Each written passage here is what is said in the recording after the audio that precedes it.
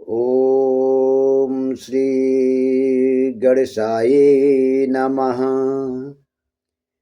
श्री सरस्वत्यै नमः। श्री गुरु चरण कमलभ्यो नमः। मातृ पितृ चरण कमलभ्यो नमः। जय जय श्री राधे।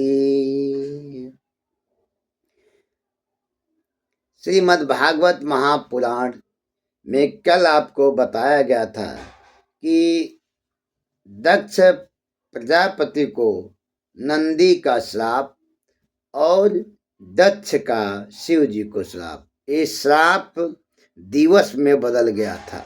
वह कार्यक्रम नंदी ने श्राप दिया कि तुम्हारा मुख जानवर का लगे, उसमें भी बकरे का।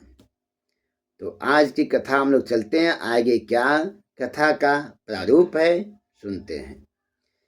पिता के यज्ञ में जाने के लिए सती का आग्रह और शंकर जी द्वारा निषेध। मैत्रेय जी कहा, विदुर जी, भगवान शंकर से प्रजापति दक्ष को बैर विरोध करते हुए बहुत समय व्यतीत हो गया। घर में सती को भी अपमान के बारे में नहीं बताया, क्योंकि सती जी को अपने पिता के प्रति क्रोध आ सकता था। यह धर्म की व्यवस्था है। किसी की मुख से कोई शब्द निकला, वह आकाश में चला गया। शब्द गुणम आकाशम, अपने में तो गालियां स्पर्श नहीं करेगी। यही क्षमा का स्वरूप है। भगवान को इस कथानक से प्रेरणा लेनी चाहिए। इसी समय ब्रह्मा जी ने दक्ष को प्रजापतियों का अधिपति बनाया। इससे उनका गर्व और भी बढ़ गया। नहीं को वश जन मा जग माही, नहीं को वश जन मा जग माही, प्रभुता पाही काहि मद नाही। दक्ष ने भगवान शंकर आदि ब्रह्मनिष्ठों को यज्ञ भाग न देकर उनका तिरस्कार करते हुए पहले तो वाजपेय यज्ञ किया और बृहस्पति नाम का महायज्ञ आरंभ किया।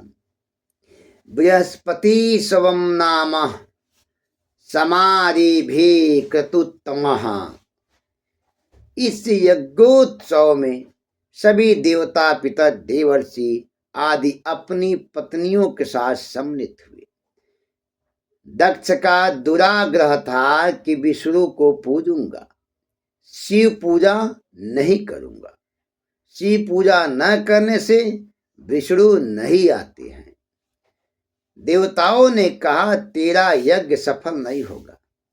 जो यज्ञ किसी को नीचा दिखाने के लिए कुभाव से किया जाता है, वो सफल नहीं होता। यह यज्ञ हरिद्वार के पास कनखल में आयोजित किया गया। कुछ देवता कला देखने निकले, कुछ विमान में बैठकर अपनी अपनी पत्नियों के साथ जा रहे थे। उसी समय सती जी ने देवताओं के मुख से अपने पिता के घर यज्ञ महोत्सव की बात सुन ली। उन्होंने उत्कंठावश भगवान शंकर जी से कहा, प्रजापते ते स्वसुरस्य सांप्रतम निर्यापितो यज्ञे महोत्सव किल, वयं च तत्राभिसराम वामते यद्दर्तिथामि विबुधा ब्रजन्ति। आपके ससुर दक्ष के यहाँ महायज्ञ हो रहा है। आपके ससुर जी महायज्ञ कर रहे हैं। आपकी इच्छा तो हम लोगों भी उस उत्सव में चले। वहां सभी बहिने के साथ मिलना होगा, माता भी मिलेगी। इस अवसर पे सभी के दर्शन हो जाएंगे। मेरा भी जन्मभूमि देखने की इच्छा है।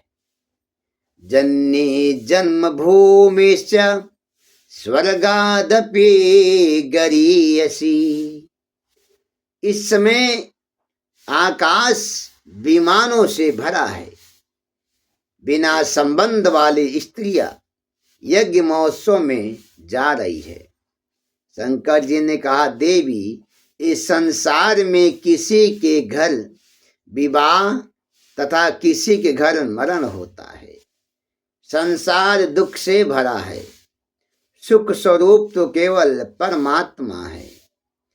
मेरे तेरे पिता तो नारायण हैं। सती बोली, आप कैसे निष्ठुर हैं? क्या आपको किसी संबंधी से मिलने की इच्छा नहीं होती? आप ब्रह्म स्वरूप हैं, आपका सम्मान होगा।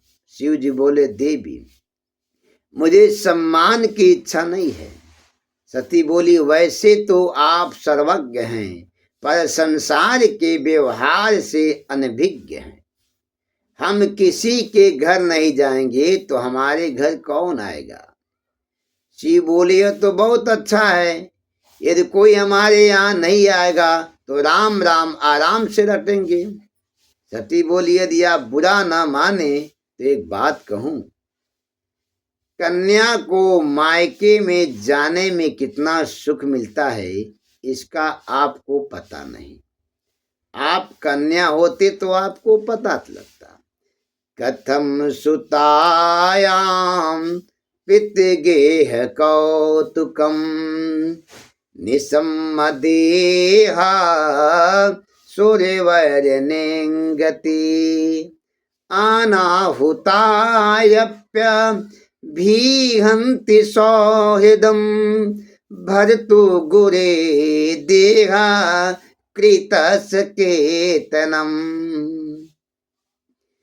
शिव जी ने कहा, देवी, संसार में अधिक भटकने से शांति नहीं मिलती।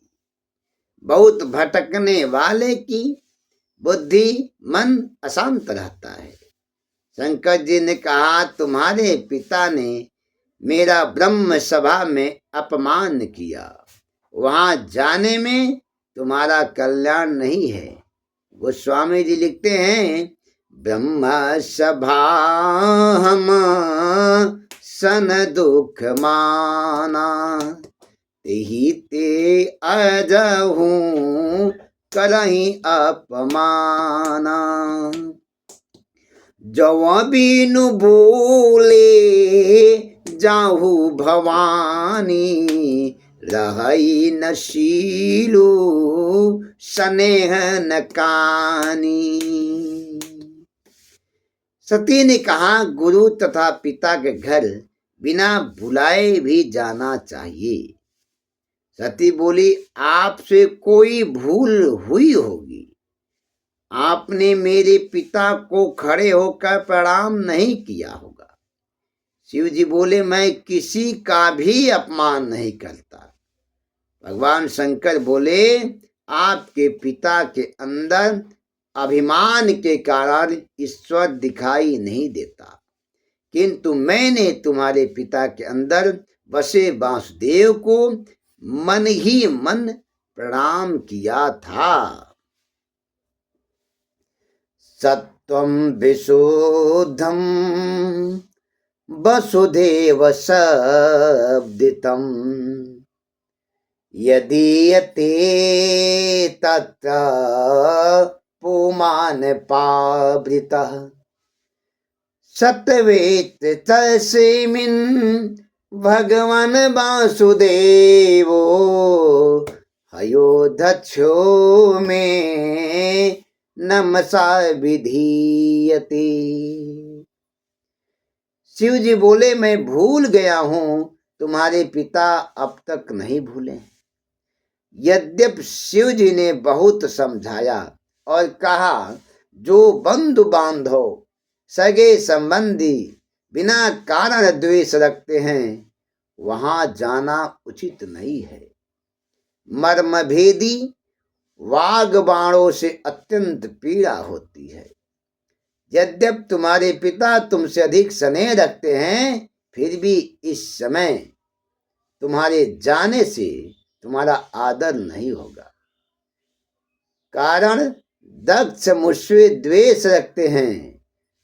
हमारी दिव्य विभूतियों उनको सहन नहीं होती है, वो हमेशा निंदारत रहते हैं।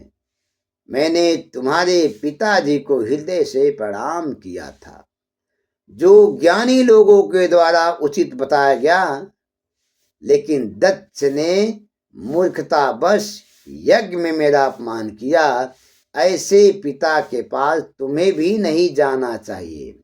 गोस्वामी जी लिखते हैं, भांति अनेका शंभु समुझावा,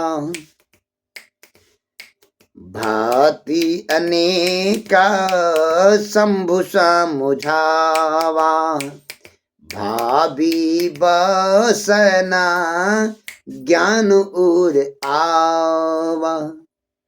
भगवान शंकर जी तमाम प्रकार के उदाहरण देते हुए सती को समझाए, परंतु सती को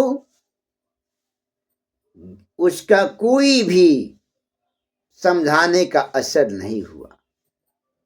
इसलिए हे प्रिय, मेरी आज्ञा ना मानकर तुम वहां जाओगी तो तुम्हारा अपमान होगा और तुम्हारी मृत्यु का कारण भी बनेगा।